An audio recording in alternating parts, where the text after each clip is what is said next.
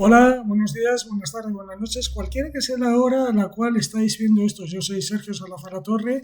Esto es I más C, imaginación y creatividad. Casi no me salía la sección, son muchas secciones las que tenemos y tal. Y directamente esto es un análisis que vamos a hablar sobre el Codex Seraphinianus, el libro más extraño del mundo. Ya hemos hablado anteriormente, hemos hecho una pequeña introducción, ¿vale? Acerca de él, así que yo creo que estamos preparados para coger e irnos directamente a comenzar a analizar la imaginación, la creación, la creatividad. Siempre nos referíamos al universo, ese universo serafiniano, lo vamos a hacer desde la creatividad. Versión no audio, así que pasemos a la pantalla completa, como os llamo yo, y ahí tenemos, ya está bien, y ahí tenemos justamente lo que es el inicio del libro. Tiene una parte superior y tal, que aparecen dos personas copulando y tal, y al final convertidas en un caimán, pero por razones obvias y tal no vamos a ponerlas, ¿vale? Así que vamos a ver. No obstante, el libro está tiene una carga además emocional bastante fuerte, ¿vale? Vamos a hablar de ese universo completo, un universo realmente increíble que imaginó Luigi Serafini. Vamos allá. Este es el inicio donde podéis ver justamente los grabados, que son unos grabados preciosos, ¿vale? En el cual las cosas inanimadas y tal cobran vida. Está repartido, veis que es totalmente imaginativo, está repartido ese coche que crea el arco iris, ¿no?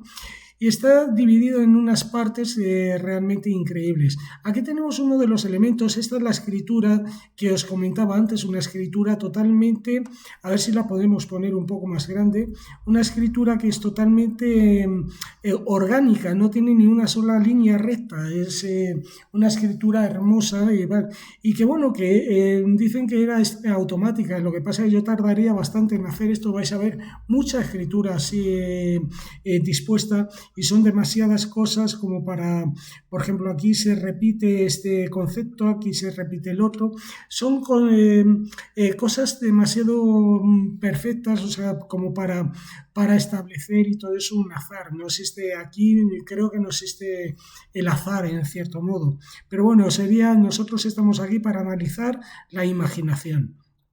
Sigamos y vamos a la primera parte del libro, no sabemos exactamente cuál es, pero aquí nos va a hablar directamente, como podéis ver, es demasiado grande, demasiado completo, demasiado elaborado lo que es ese espacio. Parece que el efecto era el que pensáramos que, como veis, este símbolo y este símbolo son iguales, se repiten aquí vuelve a repetirse con un arco mayor, etcétera. Son símbolos bueno, que quieras o no y todo eso, este símbolo se repite aquí, se repite ahí, pero tener en cuenta que esto fue elaborado a mano. Aquí hay una serie de elementos que comparten los mismos sufijos, ¿vale? O sea, los mismos, sí son los sufijos y tal, incluso hasta las mismas raíces, ¿no? Como en este caso de aquí y en este de aquí, ¿vale? Algo que incluso fórmulas, ¿vale? Algo que es realmente increíble. Como podéis ver y todo eso, se siguen unos procedimientos realmente extraños para la confección de esto, y la verdad es que es bastante artístico, ¿vale? Esto le acompañará durante toda la obra, ¿vale? Uno lo lee y dice, bueno, esto está escrito en algún idioma, pero yo no sé. Aquí nos menciona algunos de los elementos, ¿vale? Os voy a comentar más o menos desde la imaginación y qué es lo que creemos que pudiera llegar a ser. Tiene sentido, son elementos que nombra en este universo y tal, esos elementos, algunos de ellos son inofensivos, pero tienen una parte de peligrosidad descrita con las puntas, ¿vale?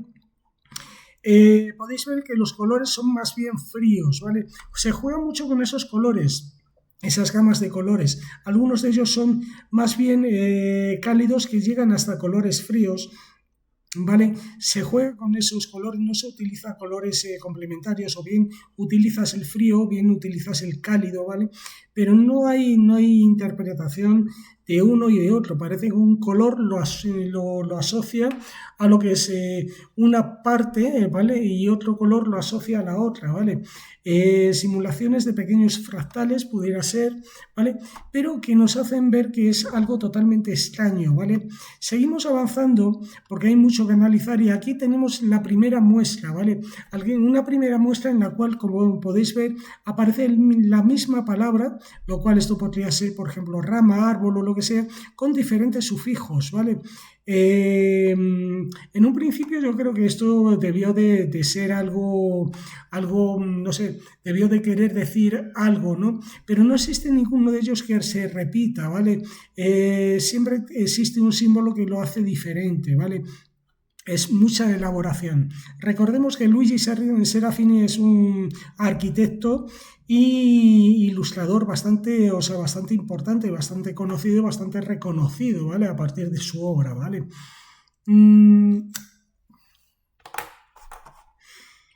Seguimos avanzando. Y aquí nos encontramos las primeras plantas que nos van a dejar sorprendidos, nos van a dejar sorprender y nos van a dejar sorprendidos, ¿no? Porque todas estas plantas tienen un significado, ¿vale?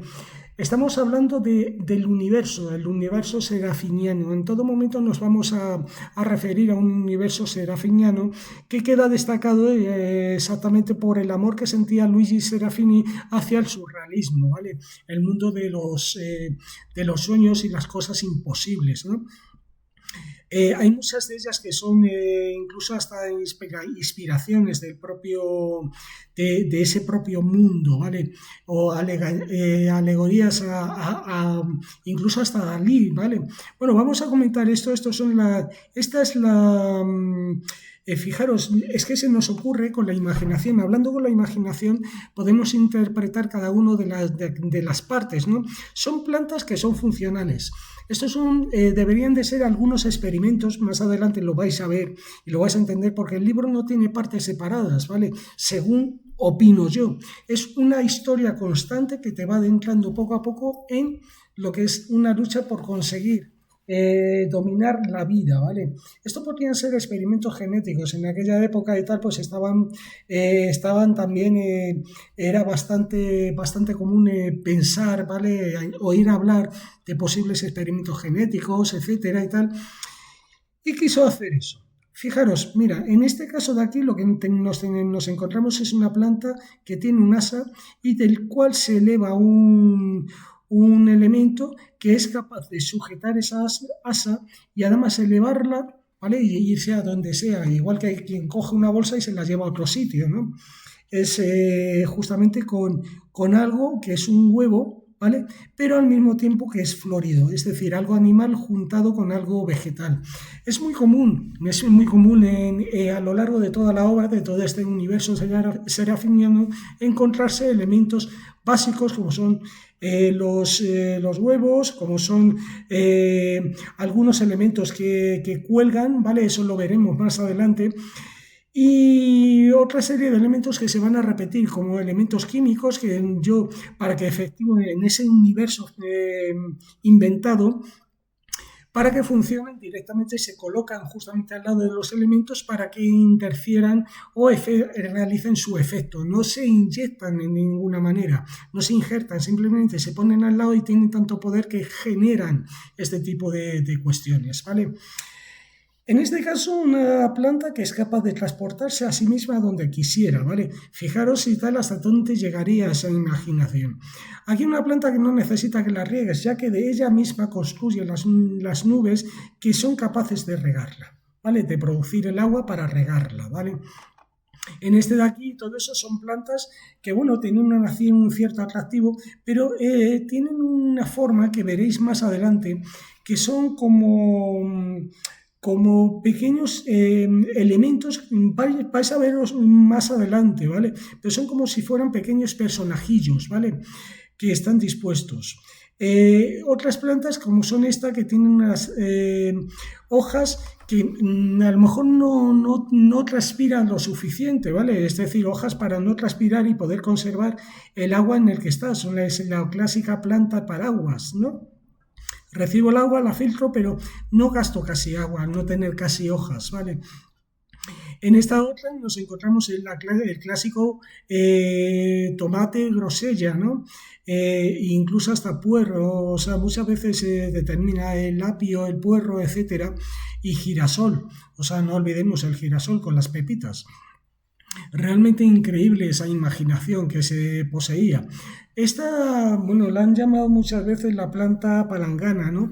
Pero realmente no es una planta palangana, sino es una planta, lo mismo que teníamos un girasol, sus hojas están aquí, es una planta girasonidos, podríamos llamarla, es decir, estos son canales auditivos, ¿vale? Que van a girar y van a escuchar a la gente y van a procesarlo, ¿vale? A continuación tenemos la clásica planta que cuidadosa, ¿no? Una planta familiar, una planta que no se desprende de sus hijos, ¿no? Hay una carga emocional muy fuerte y significativa y simbólica muy fuerte en toda la obra, ¿vale? Esas familias, esas madres que crían a sus hijos, ¿no? Y que luego tienen que sufrir, pues, viendo cómo, bueno, sufrir es ley de vida, ¿no? En algún momento tienen que volar los hijos. Bueno, pues ella no quiere, esta planta no quiere que suceda eso. Por eso a su retoño lo encierra en una especie de jaula para que cuando caiga tenerle retenido con ella. Vale, otras plantas que son como esta y tal, que son la simbiosis de algunos elementos, ¿vale? Habría que estudiar más o menos cómo es, pero es la mezcla entre dos plantas diferentes, ¿vale? La planta fósforo, la cual es bastante curiosa. Luego tenemos la planta ave del paraíso, ¿no? En la cual también tenemos que tener en cuenta que estos tubérculos que nos encontramos, ¿vale? Se van a repartir por aquí, ¿vale? Algunos de ellos tienen unas formas bien diferenciadas y van a hacer que esto funcione perfectamente a la hora de creerlo. Aquí está una alegoría, ¿vale? Creo que se dice así, una alegoría, un guiño, si queremos, a lo que es los relojes de Dalí, ¿vale? Derritiéndose, pues la planta, tenemos una planta huevo frito, ¿no? Es bastante curiosa. Aquí tenemos la planta, no sé por qué, pero la planta caramelo, no sé por qué, a mí me da que esto es un caramelo y además me inspira ese sabor, ¿no? Me inspira hasta sabores, mi imaginación. En la cual y todo eso pues nos recuerda a esos caramelos antiguos que existían de esta forma, ¿no? Seguimos avanzando y ahora avanzamos con más formas, ¿vale? Ya hemos conseguido, como podéis ver aquí, ya conseguimos crear algunas de las formas, hemos conseguido dominar siempre en ese universo, ¿no? Ese mensaje imaginario que nos quiere comunicar, ¿vale? Hemos conseguido crear ciertas formas, ahora vamos a intentar crear formas que sean útiles, ¿vale? Por ejemplo, la planta llave, ¿vale? Una llave, ¿vale? Esas hojas que son como llaves, ¿no? La planta partituras o escritura, una planta que cuando crece, te muestra la partitura que tú quieres. Una planta, se podría decir que es una planta,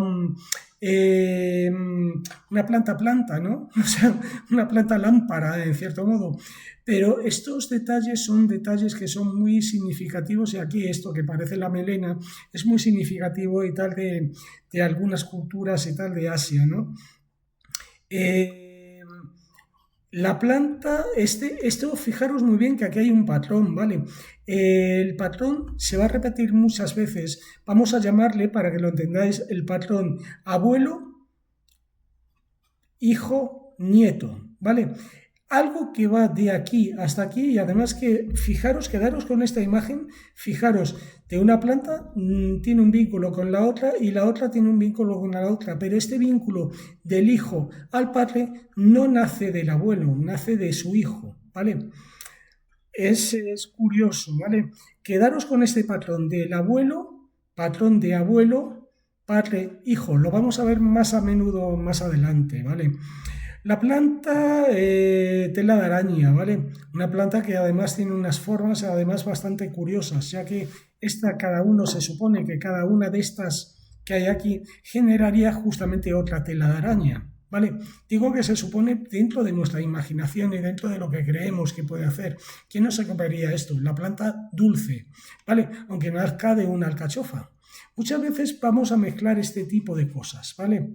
Si hemos conseguido crear un vínculo afectivo entre las plantas, ¿no? Lo hemos conseguido aquí, hemos conseguido también al principio, lo habíamos creado aquí, ¿vale? Hemos conseguido ese vínculo ahí, afectivo, en una planta, después dentro del universo serafiniano, ¿vale? Imaginativo. Hemos conseguido este vínculo y los vínculos se van a repetir, ¿vale? Tenemos una serie de experimentos, ¿vale? Que van a demostrar cómo directamente cogiendo esto podemos encontrar algo. Y ahora volvemos en un momento. Hasta